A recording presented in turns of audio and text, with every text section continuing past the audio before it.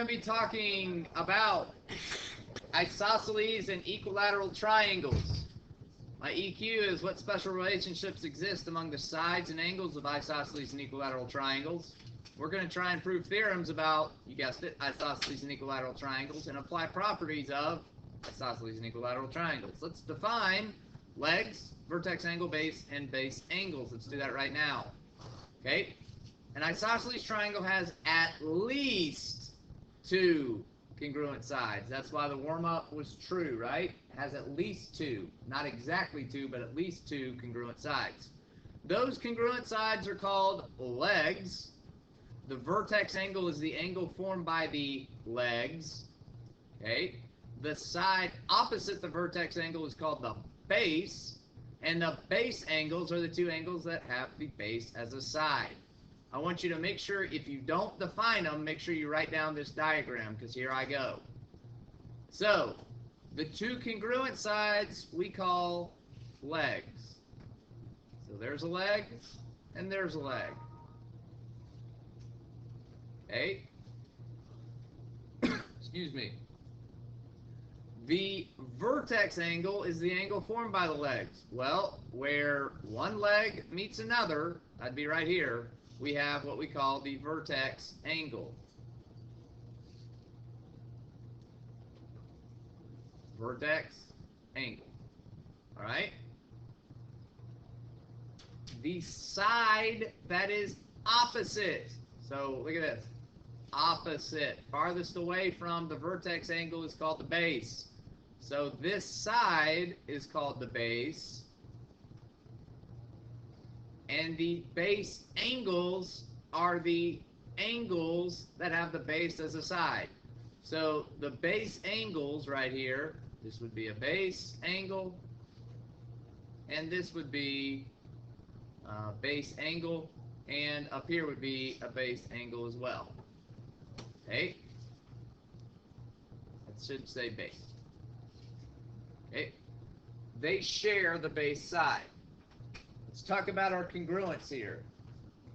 The base angles are congruent to each other. The legs are congruent to each other. Base angles and legs, base angles are congruent to each other. The legs are congruent to each other. Make sure you know the difference between angles and sides. I mean, somebody had to have it, right? Yeah. And they said they didn't know probably. I was like, okay. All right. Guys, you don't have to do this. In other words, you don't have to write this down. I just want you to look while I talk. If two sides of a triangle are congruent, then I can conclude, easy boss, that the opposite angles are congruent. Here I have an isosceles triangle. In an isosceles triangle, if the legs are congruent, then the angles opposite them are also congruent. Okay? Or if I get a problem and I get base angles that are congruent, right? Using our vocab, base angles that are congruent, then I can conclude that the legs opposite them are also congruent. Okay.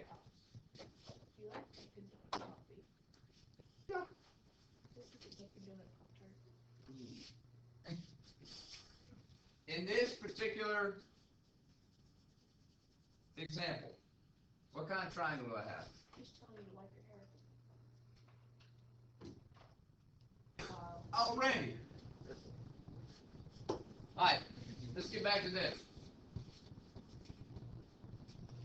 In this example, okay, understand something.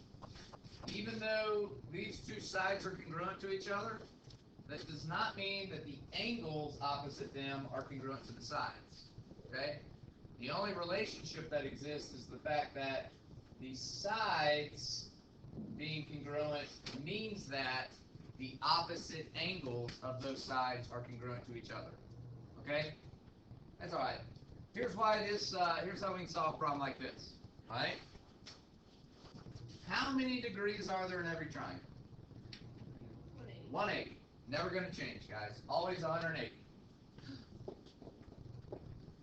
How many degrees have I been given so far in this triangle?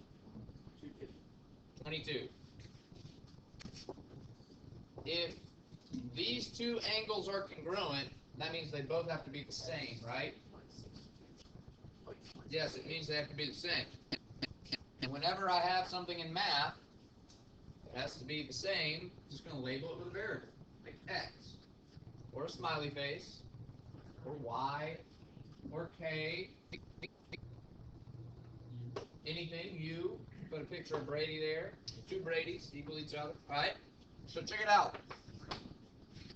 This is what I have to struggle with sometimes. This should say E. All right? Here is your geometry, right? Your geometry says angle F plus angle D plus angle E have to have a sum of 180. Simple enough, right?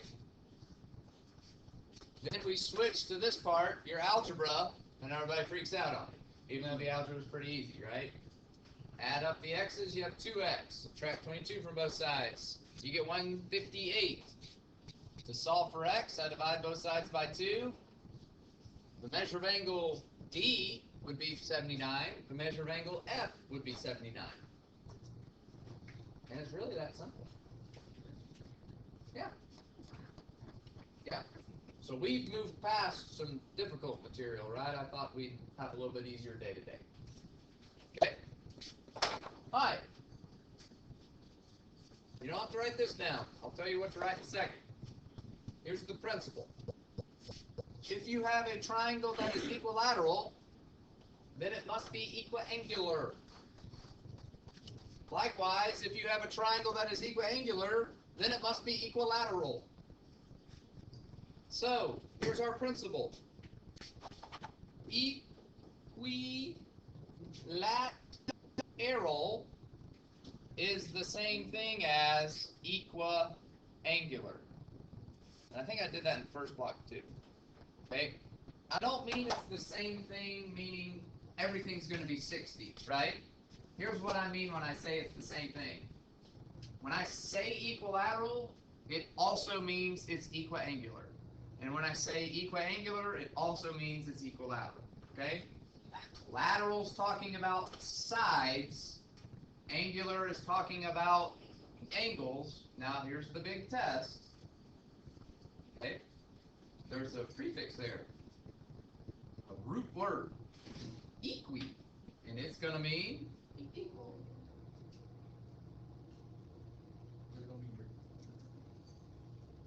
equal! Very good. Very good. Okay.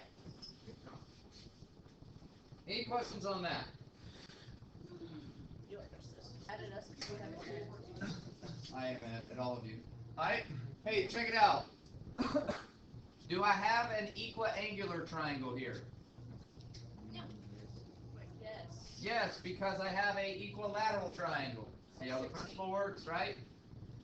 I'll say it again. My question was, do I have an equiangular? Yes, I have an equiangular, even though it doesn't tell me that the angles are equal. If all the sides are equal, that means it's equilateral. And if it's equilateral, that means it's equiangular. And in an equiangular triangle, the angle measures are what? The same. And how much are they? Thank you. There's 60. Each angle is 60 degrees. So if I wanted to solve for x here, I would take 2x plus 32 and set it equal to 60. Subtract 32 from both sides, then divide both sides by 2. Dividity-loop, you get 14. Pretty simple, right? Any questions on this? Pretty straightforward? Alright, so here's where the class